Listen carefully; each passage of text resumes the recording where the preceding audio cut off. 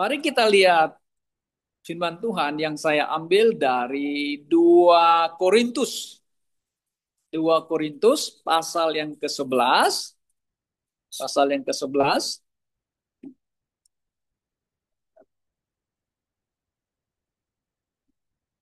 Oke. 2 Korintus pasal 11. Saya akan baca ayat 1. Demikian bunyinya ya. Sampai ayat yang ke-4. Oke. Alangkah baiknya jika kamu sabar terhadap kebodohanku yang kecil itu. Memang kamu sabar terhadap aku. Sebab aku cemburu. Paulus mengatakan kepada orang Korintus ya. Sebab aku cemburu kepada kamu dengan cemburu ilahi. Karena aku telah mempertunangkan kamu kepada satu laki-laki untuk membawa kamu sebagai perawan suci kepada Kristus. Tetapi aku takut kalau pikiran kamu disesatkan dari kesetiaan kamu yang sejati kepada Kristus. Sama seperti Hawa diperdayakan oleh ular itu dengan kelicikannya. Sebab kamu sabar saja, jika ada orang datang memberitakan Yesus yang lain, daripada yang telah kami beritakan, atau memberitakan kepada kamu roh yang lain, daripada yang telah kamu terima, atau Injil yang lain, daripada yang telah kamu terima. Demikian firman Tuhan. Nah, ada satu bagian ayat yang ingin saya tekankan lagi di sini, di ayat yang kedua. Paulus mengatakan, aku telah mempertunangkan kamu. Kamu itu siapa ya? Itu gereja. Kepada satu laki-laki. Siapa itu laki-laki? Dia adalah Yesus Kristus. Nah, jadi tema hari ini, khotbah hari ini, judulnya Gereja, Gereja Mempelai Kristus. Gereja itu bukan gedung. Gereja itu orang-orang yang percaya kepada Yesus Kristus. Nah, saudara-saudara yang saya kasih dalam Tuhan Yesus Kristus. Jadi Paulus ini mengatakan dia cemburu. Saudara pernah cemburu nggak? Dulu masih muda ya, kita kan pacaran. Nah ini mengenai pacaran, betul nggak? Pasti loh, semua pernah pacaran dong. Tapi ada juga nggak pacaran. Tapi dijodohin. Dijodohin itu seperti dulu engkong popo kita, engkong bilang, ini cowok bagus, rajin, bisa diandalkan. Dijodohin. Nah istilahnya ditunangkan. Nah begitu kan. Jadi Paulus bilang, aku sudah menunangkan kamu ya kepada satu laki-laki. Siapa dia? Yesus Kristus. Nah, jadi nggak salah juga ya. Ngkung popo dulu kita ya, pinter. Kalau mau dapat anak, mencalonkan itu, anak laki-lakinya dengan cewek. Oh ini bagus, bisa masak, bisa buat kue. Oh ini cocok ini. Kalau mau cari yang laki, ini rajin ini. Lihat tangannya kasar. Betul ya? Ya kan dulu kan begitu. Lihat tangannya kasar. Kasar kenapa? Rajin bekerja. Iya. Kalau yang sono, aduh, tangannya halus. Halus. Artinya kurang rajin ya. Tapi ada orang yang tangan halus tapi pinter dia nulis. Kalau dia tanda tangan bisa uang dapat banyak dia. Wah ini luar biasa ini. Ya, ada orang tangan kasar, ada tangan halus, tapi semuanya tentu ya tergantung setiap orang pribadi, betul kan? Nah, Paulus ini dia bilang aku cemburu sama kamu. Kenapa? Karena orang Korintus ini wah hatinya sudah sama Tuhan Yesus sudah agak sedikit longgar-longgar. Ngerti longgar-longgar ya? Dulu pertama cintanya, waduh, luar biasa. Wah, Tuhan Yesus, waduh cinta. Tapi lama-lama kok, aduh, sudah agak longgar-longgar ya. Kenapa? karena dipengaruhi oleh dunia ini gitu loh. Nah, jadi Paulus mau, ingat aku sudah mempertunangkan kamu kepada satu laki-laki namanya siapa? Yesus Kristus. Wow, itu ya. Nah, jadi begini, saudara-saudara yang saya kasih dalam Tuhan Yesus. Gereja, nah kata gereja, bukan gedungnya. Oh, gedung yang cakep, yang indah, yang seperti mall. Wah, ini pasti Tuhan senang katanya. Belum tentu. Tuhan tidak melihat gedungnya, mewahnya. Tuhan melihat hati orang-orang yang percaya. Nah, jadi orang-orang yang percaya ini disebut dengan mempelai perempuan bagi Kristus, kan begitu. Nah, nanti yang masih muda, masih pacaran, ngerti nanti ya. Yang perempuan menjadi mempelai, yang laki-laki menjadi mempelai laki-laki, kan begitu. Nah, kalau sudah apa nama itu udah ditunangkan, itu kan udah dijanji mau nikah kan gitu ya. You nggak boleh lagi jalan-jalan sama cowok lain dong. Aku marah. Itu cemburu namanya kan. Cemburu dong. Kenapa? Karena kamu sudah bertunangan dengan saya. Masa kamu masih jalan-jalan? Harus iya kan teman saya. Nggak bisa. Kenapa? Kamu sudah ditunangkan ya kepada Yesus Kristus. Nah, saudara yang saya kasih dalam Tuhan Yesus Kristus. Nah kata gereja dalam arti Alkitab bahwa adalah orang-orang yang telah dipanggil keluar. Nah, bahasa aslinya Yunaninya itu eklesia. Nah, ada gereja namanya eklesia. Gereja eklesia dua kali. Udah bahasa Indonesia udah gereja, tambah lagi eklesia. Itu di Sakna, dekat rumahnya besan saya. Di situ ada namanya gereja eklesia. Nah, gitu loh. Jadi kata gereja itu eklesia, eklesia itu di Indonesia kan nah gereja. Gitu artinya. Jadi eklesia itu arti literalinya itu orang yang dipanggil keluar dari dunia ini masuk ke dalam terang Injil Yesus Kristus. Jadi dari dulu dia orang yang berdosa, orang yang hidup di dunia ini, tapi ketika dia mendengar Injil Yesus Kristus, ya kan? Dia dengar Injil, amarah bertambah, dia kan percaya kepada Yesus Kristus. Kenapa? Karena Yesus adalah Sang Juru Selamat yang datang ke dalam dunia ini. Dia mati menebus dosa. Dia mati untuk menggantikan kita orang-orang berdosa. Dia mati supaya orang berdosa bisa diampuni dosanya dan masuk ke surga. Jadi dipanggil. Gitu. Injil, pemberitaan Injil terus diberitakan, orang dengar, itu panggilan namanya kan, dipanggil. Percayalah kepada Yesus. Anda nggak bisa masuk surga dengan cara apapun, dengan agama pun nggak bisa. Harus percaya kepada Yesus. Yesus yang mana? Nah, ini banyak Yesus nanti. Yesus kita adalah Yesus anak Allah. Banyak orang nggak percaya Yesus itu anak Allah. Masa Allah bisa punya anak? Bininya itu Maria ya? Bukan begitu cara pikirnya, bukan. Yesus disebut anak Allah karena Bapa di surga yang mengutus dia, maka disebut anak Allah yang dilahirkan oleh Maria, oleh manusia. Nah, sekarang kenapa dia harus dilahirkan menjadi manusia? Supaya supaya dia bisa datang sebagai manusia untuk kepada umatnya, bangsa orang Yahudi, Israel, bisa tahu bahwa Bapa mengirim Mesias. Nah, kata Mesias itu orang Yahudi ngerti. Mesias itu artinya Kristus, Kerestos. Yang datang untuk apa? Supaya menebus dosa mereka. Nah, jadi Yesus datang ke dunia supaya bisa mati. Untuk apa? Menanggung dosa manusia. Nah, manusia nggak bisa menanggung dosanya, membereskan dosanya, nggak mungkin bisa.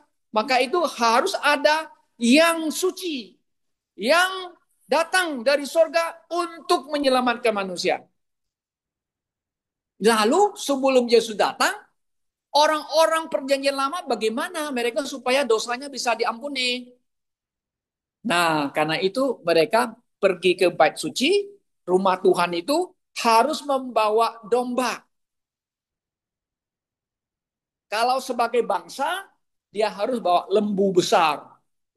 Kalau lembu besar itu, kalau bahasa Inggris itu yang lembu yang warna merah itu namanya Haven apa itu ya istilahnya ya. Itu lembu besar itu sekarang mereka lagi sudah punya itu. Mereka mau mau persembahkan lagi. Karena apa? Mereka mau supaya melakukan hukum Taurat lagi. Tapi bait suci belum ada orang Yahudi sekarang. Nah, zaman dulu mereka sudah mempraktek itu. Nah, jadi setiap pribadi kita tidak perlu bawa lembu, sapi, tapi bawa domba. Nah, kenapa bawa domba? Karena domba itulah menggambarkan Yesus Kristus.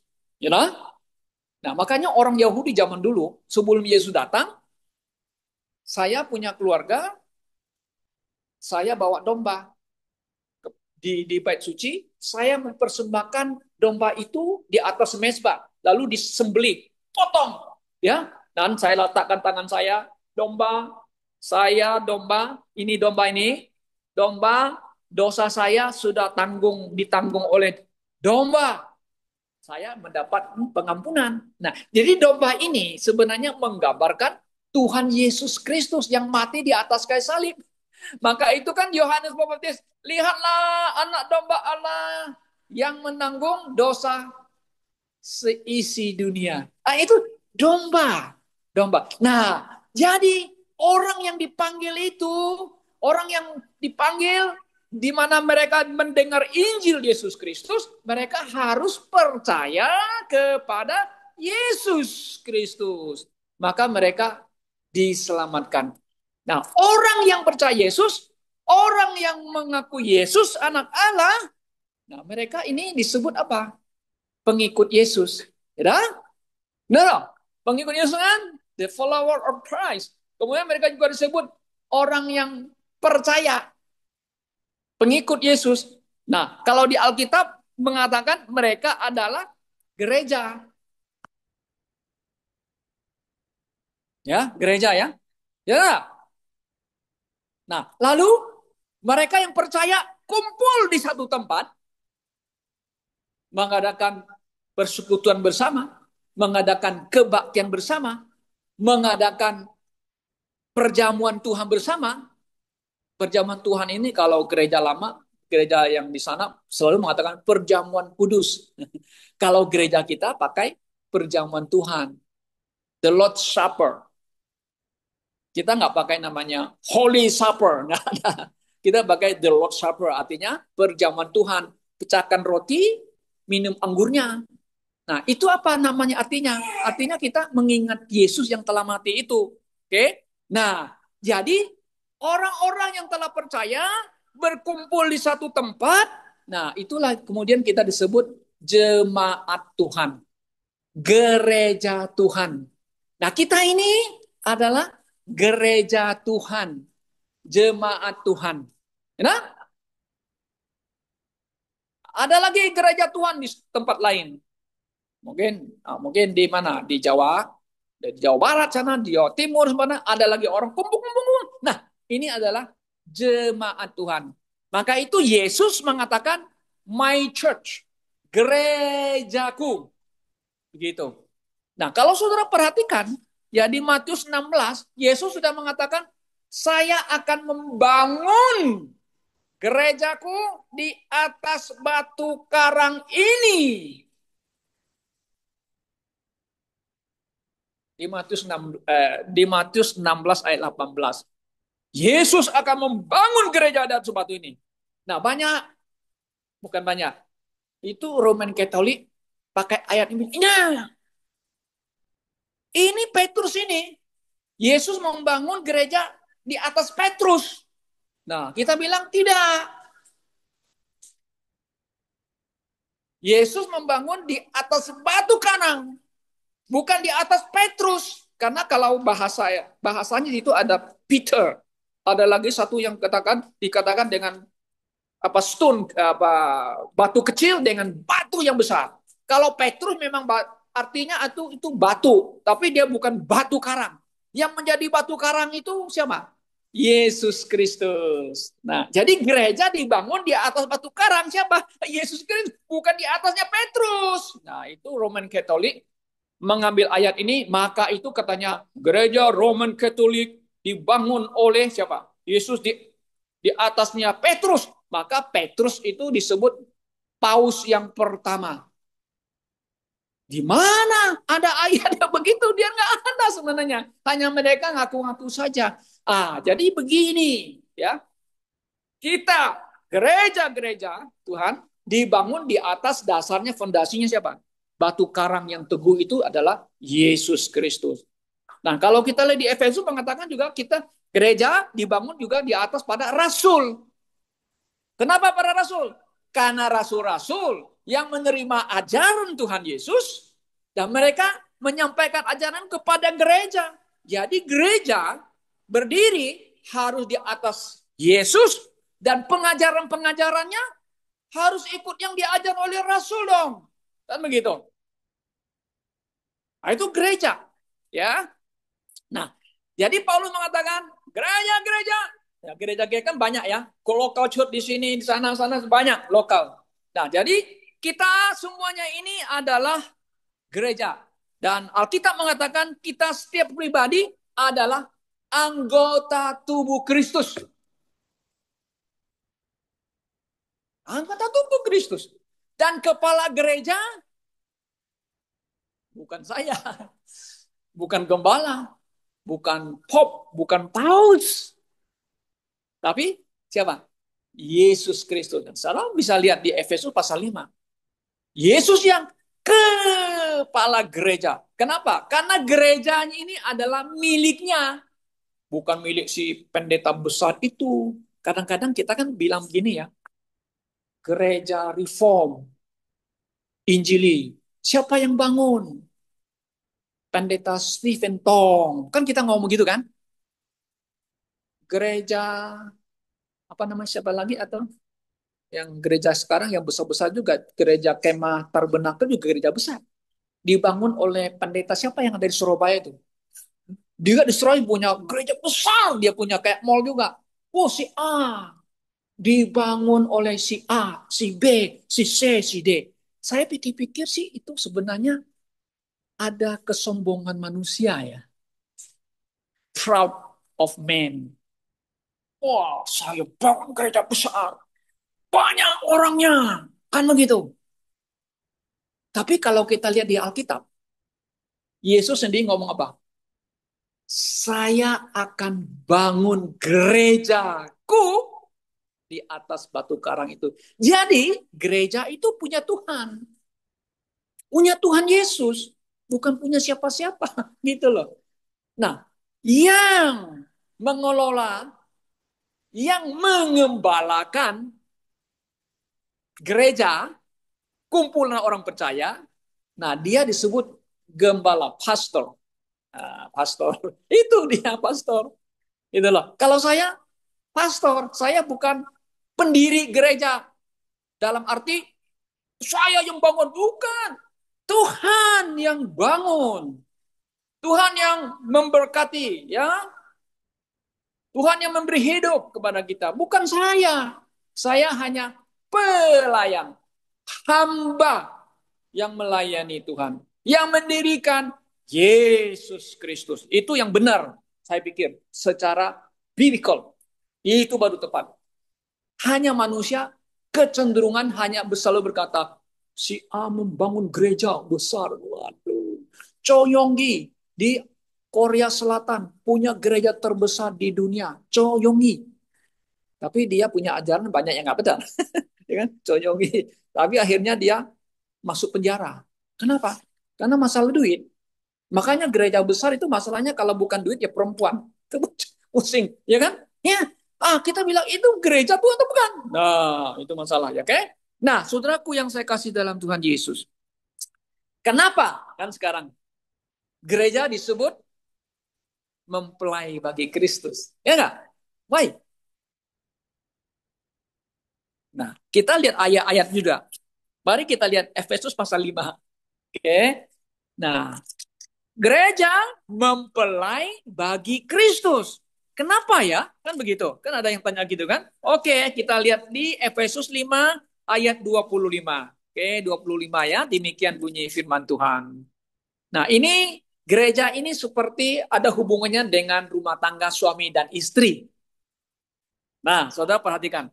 Hai suami, kasihilah istrimu sebagaimana Kristus telah mengasihi jemaat atau gereja dan telah menyerahkan dirinya bagi gereja.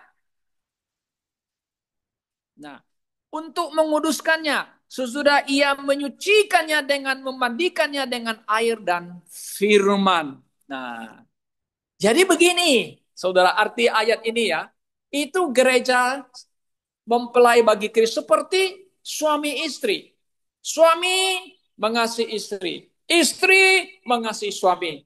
Nah, seperti Kristus mengasihi gerejanya.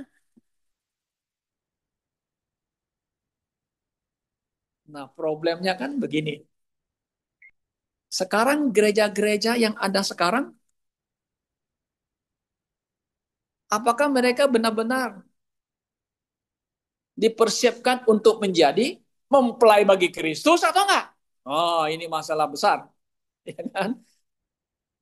Nah, kita sudah dipertunangkan kepada Kristus. Dalam arti, Anda harus menjadi mempelai yang baik. Kan begitu? Ya enggak? Bagi Kristus. Mempelai bagi Kristus kan? Nah, itu satu ayat di sini ya. Nah, dia mengatakan, gereja mempelai bagi Kristus. Maka itu dia harus apa? Jemaat harus apa? Mengasihi Kristus. Kan begitu? Kristus mengasihi jemaatnya. Dan menyerahkan nyawanya kepada gerejanya kan? Oke? Maka itu jemaat harus setia kepada Kristus. Oh yes. Sekarang mau tanya. Gereja zaman sekarang. Kalau dia mengerti konsep ajaran Alkitabiah. Yuk, gereja. Benar nggak Anda mempelai bagi Kristus? Kalau kita mempelai, berarti kita harus menjaga diri menjadi yang layak bagi Kristus. Kan gitu. Menunjukkan kesetiaan kita. Betul nggak? Kita kasih hanya kepada Yesus saja. Tetapi apa yang terjadi dengan zaman sekarang? Saya tadi pagi saya coba buka ada satu pendeta mengatakan di Amerika ya. Di Amerika itu saudara. Sekarang gereja semakin hari semakin berubah. Makin hari ikut-ikut duniawi cara-caranya. Caranya apa? Kebaktiannya, nyanyinya, caranya. Kadang-kadang susah kita bedain. Orang nyanyi di gereja hampir sama dengan orang nyanyi yang ada di dunia. Kayak di diskotek. Ada? Pakai band. Suaranya kencang. MC-nya. Wah, nyanyi ayo. Mari kita menyembah Tuhan dengan lagu puji-pujian. Ayo, mari kita angkat tangan. Mari kita sambil goyang ini. Saya pikir ini gereja atau bukan, atau diskotik.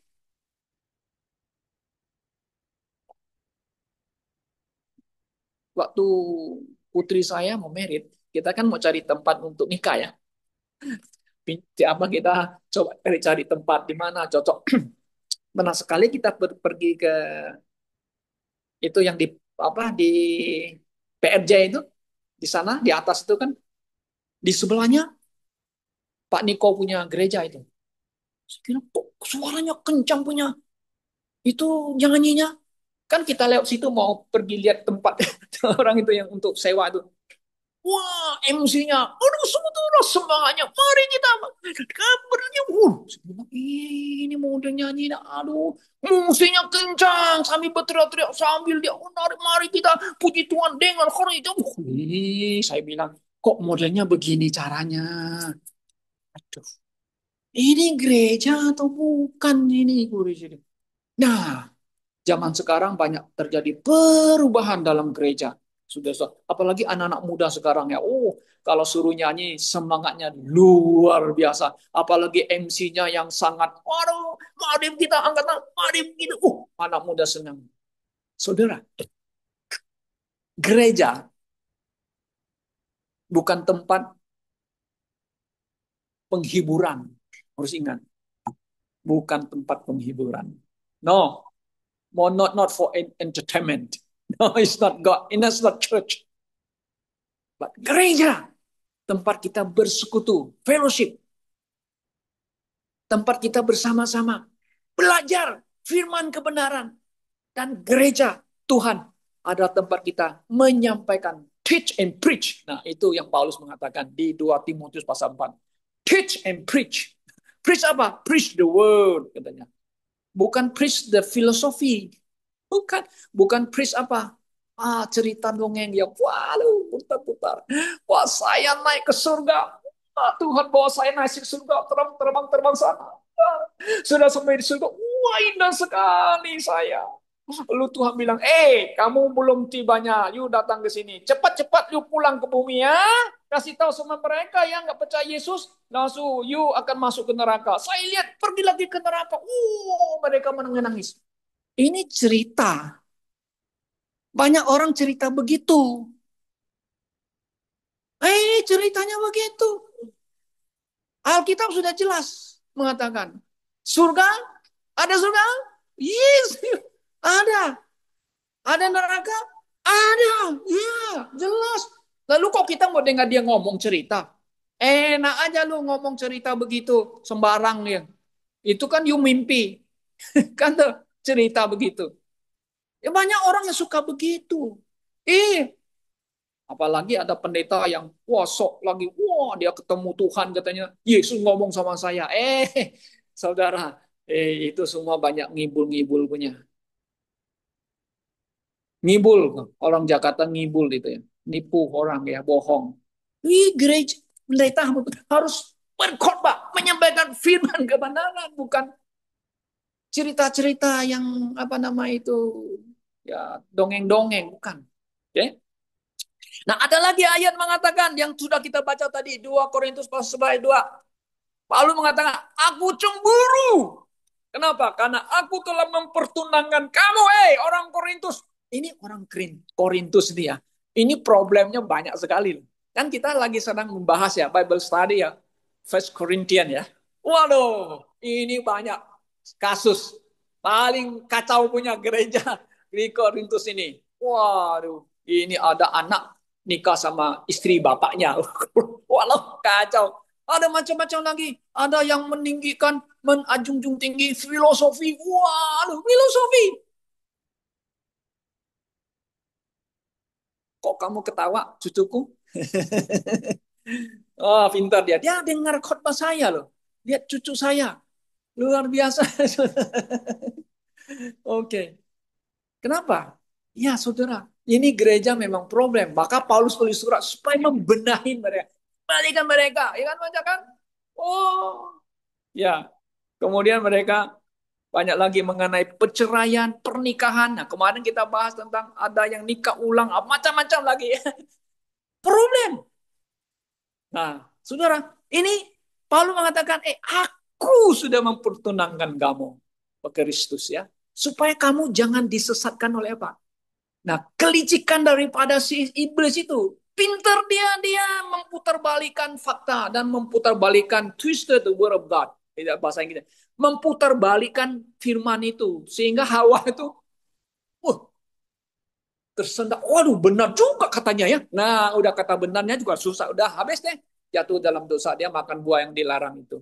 Nah, jadi zaman sekarang kita lihat gereja-gereja gampang sekali dilencengkan. Apalagi anak-anak muda sekarang sudah terima ajaran-ajaran yang sudah terkontaminasi oleh apa? Filsafat, oleh ajaran-ajaran yang lain. Anak-anak muda sekarang. Kenapa? Karena Injil yang diberitakan sudah Injil yang tidak murni. Maka itu Paulus di sini mengatakan, ada Yesus lain. Ya, perhatikan. Ada Injil lain. Dan ada roh lain. Nah, apalagi sekarang ini kacau lagi itu. Kalau kamu tidak bisa berbahasa lidah sebab kamu belum punya Roh Kudus. Dan bahkan mereka mengatakan kamu nggak selamat loh. Ih, kok warani ngomong gitu ya? Hanya nggak. Hei, kita mengatakan yang menyelamatkan kita, setiap orang yang menyelamatkan gereja, siapa? Yesus Kristus yang mati di atas kayu salib. Kalau kita percaya dengan hati, dengan mulut kita mengaku Yesus adalah Tuhan, kita diselamatkan di Roma 10, 9, 10. Jelas, kamu belum bisa bahasa roh katanya lagi. Sekarang sudah ada Alkitab yang baru, TB2. Mana yang ada kecil kita ya? Ada TB2 ya. Nah, saya masih pakai TB lama karena ini sudah lama ya, banyak catatan. TB1 masih pakai kata bahasa roh. Tapi yang TB2 sudah pakai bahasa lidah. Itu yang benar. Itu yang benar. Bahasa Inggris speak in tongues. Nggak ada namanya speak in spirit. Ya, speak in tongue. Tongue itu lidah. Lidah artinya ngomong. Kalau saya ngomong orang bisa dengar. Itu. Belum bisa bahasa roh. Kamu belum punya roh kudus. Alkitab bilang setiap orang yang terima Yesus sebagai Tuhan Juru Selamatnya, pada saat itulah sudah ada Roh Kudus di mana menstempel, ya, memetraikan percaya saya kepada Yesus. Saat itu Roh Kudus sudah ada dalam hati saya.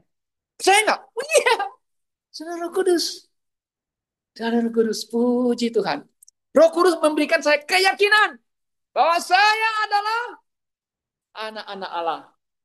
Benar? Dan saya adalah miliknya Yesus sekarang. Benar loh? Dulu saya dipanggilkan dari dunia kan? Masuk ke dalam terang Injil Yesus. Sekarang saya milik Kristus. Saya pengikut Yesus. Saya gereja Yesus. Saya pengikut Yesus Kristus. Saudara, sangat jelas di dalam Alkitab firman Tuhan mengajar demikian. Oke? Nah, jadi disebut mempelai, ya, kita adalah orang yang telah dipertunangkan kepada Kristus. Saudara bisa baca Wahyu 19, Wahyu 21. Di sana disebut dengan pengantin. Lalu, kok gereja disebut pengantin? Iya, pengantin kita di Wahyu 19. Wahyu 21 ayat 2, pengantin perempuan. Wanita. Wah, bagi Kristus. Kenapa? Satu hari Yesus akan datang dan kita akan bersatu dengan Kristus di dalam kerajaannya dan kita akan mengadakan namanya pesta pernikahan anak domba Allah. Wah, luar biasa. Jadi gereja diangkat dari dunia ketemu Tuhan Yesus. Itulah nanti kita akan mengadakan pesta pernikahan anak domba Allah. Nah, saudaraku yang saya kasih dalam Tuhan Yesus, sebagai gereja Tuhan, mempelai bagi Kristus, kita harus menunjukkan diri secara apa? Sebagai orang yang harus menjaga diri ya, supaya berkenan kepada Tuhan. Ya kan? Kita hanya setia saja kepada Yesus. Saudara jangan setia kepada saya. Saya manusia. Karena saudara harus setia kepada siapa? Yesus Kristus. Nggak boleh ada yang lain. Kan begitu.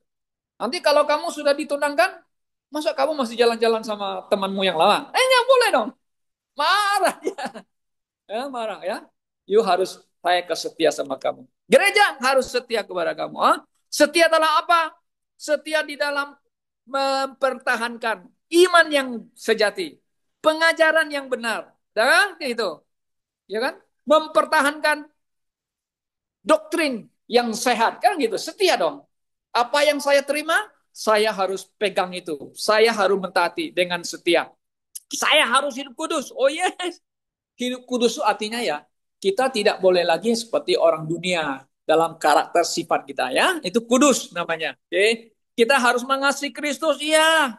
Mengasihi Kristus, mengasihi firman-Nya, mengasihi perintahnya. Yesus mengatakan di Yohanes 14:15, ya kalau kamu murid saya, kamu mengasihi saya, ikut aturan saya, ikut perintah saya. Nah, kemudian yang terakhir ya, sebagai gereja mempelai bagi Kristus, kita harus apa? Rindu akan kedatangan Tuhan Yesus. Nah, ini gereja ini zaman sekarang. Apakah mereka rindu menanti kedatangan Tuhan Yesus? Tetapi nyatanya gereja sekarang semakin loyar. Loyar artinya sebagai apa namanya? Membangun gereja semakin besar, semakin mewah dan sebagainya. Kan gitu. Saudara tahu nggak? Nanti kalau kedatangan Kristus yang kedua kali itu gerejanya milik Tuhan, ya. Kita milik Tuhan, kita akan di rapture, diangkat dari bumi ini. Nah, yang mati dalam Tuhan, yang dikubur, itu bangkit dulu, menurut di 2 Tesalonika itu, dibangkit dulu. Kemudian kita yang masih hidup, tiba-tiba saya nyetir mobil ya. Wih, kita tiba-tiba hilang, mobilnya jalan sendiri. Semua orang heran, kenapa mobil jalan sendiri? Itu kan mobilnya Tiongkok, nggak ada supir. Ya, Tiongkok sekarang hebat, mobil bisa jalan sendiri, nggak perlu supir. Tetapi waktu kedatangan Tuhan Yesus, wah, yang nyetir mobil ini tiba-tiba dia jalan sendiri, wah, jatuh dari tol karena nggak ada supirnya. Kenapa? Orangnya sudah diangkat. Kenapa? Yang terbang di pesawat, dengan tiba-tiba pilotnya diangkat, pilotnya orang Kristen yang percaya Yesus. Wah, semuanya kaget. Mana pilotnya? Waduh, kan susah.